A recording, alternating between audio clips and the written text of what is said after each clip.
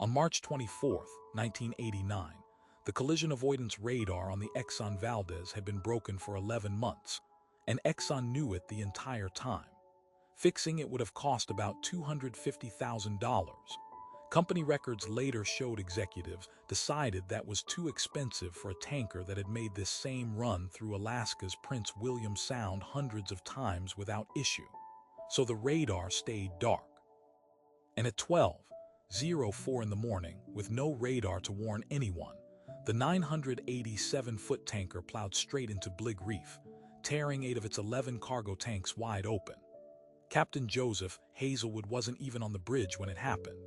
He'd been drinking that evening in Valdez before departure, and hours before the crash he handed control to third mate Gregory Cousins, a man who was not certified to pilot a supertanker through that stretch of water alone.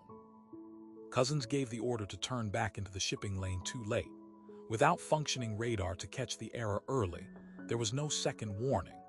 11 million gallons of crude oil began pouring into one of the most pristine coastlines in North America, and it did not stop for days.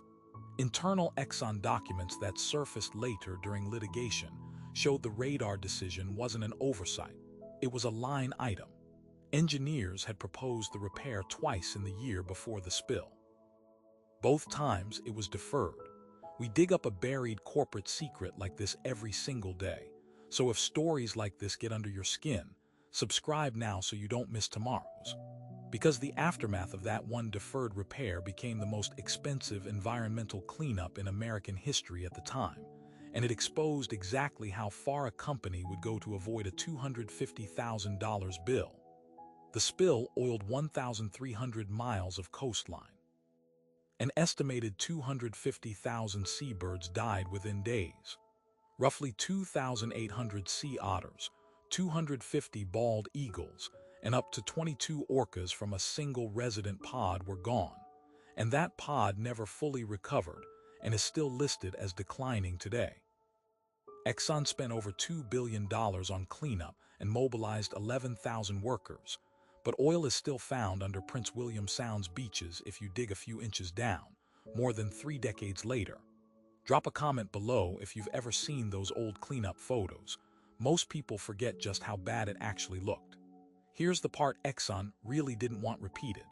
In 1994, a jury hit the company with $5 billion in punitive damages.